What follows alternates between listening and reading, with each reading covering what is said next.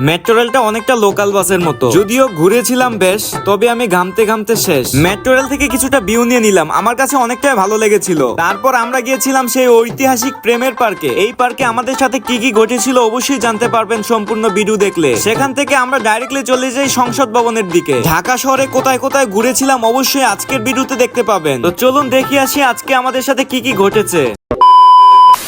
Hey, what's up, আসসালামু আলাইকুম, it's me Rafan, welcome to my new another blog. So guys, কেমন আছেন? আশা করি ভালো আছেন। আল্লাহ পাকের অশেষ রহমতে আমি অনেক অনেক ভালো আছি। আমি বর্তমানে এখন আছি ফার্ম গেট, আর ফার্ম গেট আসছিলাম একটা কাজের উদ্দেশ্যে। সেই কাজটা শেষ করে আমি আমার বন্ধুকে কল করে দেই, কারণ আমার বন্ধু ফার্ম গেটের আশেপাশেই থাকে। ও আচ্ছা, তার নামটা বলতে ভুলেই গিয়েছিলাম। তার নাম হচ্ছে ইমন, আর সে হচ্ছে আমার স্কুল ফ্রেন্ড। যেহেতু বন্ধুর সাথে অনেকদিন পর দেখা হয়েছে, তাই বন্ধুকে বললাম চল একটা আড্ডা দেওয়া যায়। যেমন কথা তেমন কাজ। প্রথমেই চলে আসলাম আমরা মিউজিয়ামে, আর মিউজিয়ামে আসার পর দেখি মিউজিয়ামটা বন্ধ ছিল। সেখান থেকে ঘোরাঘুরি শেষ করে আমরা চলে আসলাম সংসদ ভবনের দিকে। আর এখানে রাস্তাগুলো আমার কাছে অনেকটাই ভালো লাগে। এখানে দুষ্টুমি করতে করতে কৃষ্ণচূড়া গাছ থেকে একটা ফুল পেরে নিলাম। আর এই ফুলগুলো কার কার প্রিয় অবশ্যই কমেন্ট করে জানাবে। আমার ফুলটা কিন্তু আমি আমার বন্ধুকে দিয়ে দিছি। এখানে আমার পিছনে একটা পার্ক আছে, নামটা অবশ্য আমার খেয়াল নাই। সেখানে হচ্ছে প্রেমের পার্ক। অনেকক্ষণ যাবত কাপলদের প্রেম দেখছিলাম। তাদের প্রেম দেখতে দেখতে আমি ক্লান্ত হয়ে গেছি, তাই রাস্তার মধ্যেই বসে আছি। এখানে আমরা দুজন বন্ধু অনেকটাই দুষ্টুমি ফাজলামি করেছিলাম। দুষ্টুমি ফাজলামি করার পর ভাবলাম যে একটু মেট্রো রেল দিয়ে ঘুরে যায়। আর মেট্রো রেলে উঠতে আমার একটু ভালো লাগে না, কারণ এটা লোকাল বাসের মতো। মেট্রো রেল দিয়ে আমরা চলে যাব শাহবাগ, তাই আমি আর আমার বন্ধু দুইটা টিকিট কার্ড নিয়ে নিলাম। ওকে, তো অলরেডি আমরা কার্ডটি হাতে পেয়ে গেছি, এখন আমাদের যাওয়ার পালা। সো অলরেডি আমরা এখন ট্রেনের জন্য দাঁড়িয়ে আছি। আর এখানে কিন্তু ট্রেন 5 মিনিট পর পর আসা যাওয়া করে। বলতে না বলতে একটা ট্রেনে এসে পড়েছে।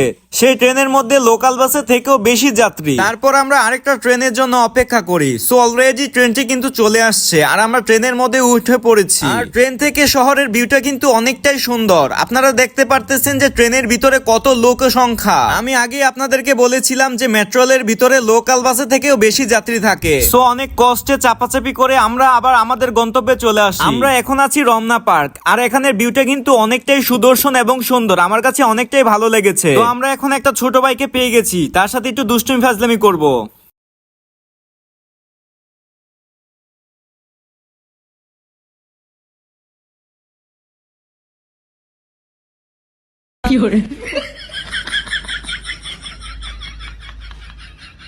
ওকে, তো ছোট ভাইয়ের সাথে অনেকক্ষণ দুষ্টুমি ফাজলামি করলাম। তারপর হচ্ছে ভিউ নিয়ে নিলাম। অনেক সুন্দর সুন্দর ভিউ আছে এখানে, তাই আমার বন্ধু পাগল হয়ে গেছে ছবি তোলার জন্য।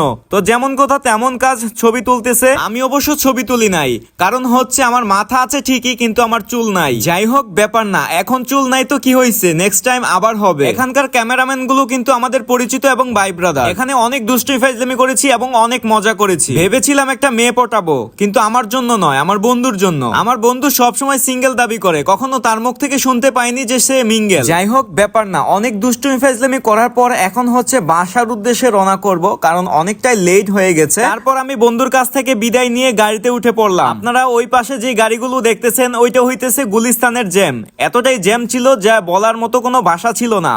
সো গাইস, আজকের ভিডিওটি কিন্তু এই পর্যন্তই। সো ভালো থাকবেন, সুস্থ থাকবেন, আর আমার পেজটিতে যদি নতুন হয়ে থাকেন তাহলে অবশ্যই ফলো করতে ভুলবেন না। আসসালামু আলাইকুম, আল্লাহ হাফেজ, ভালো থাকবেন, সুস্থ থাকবেন।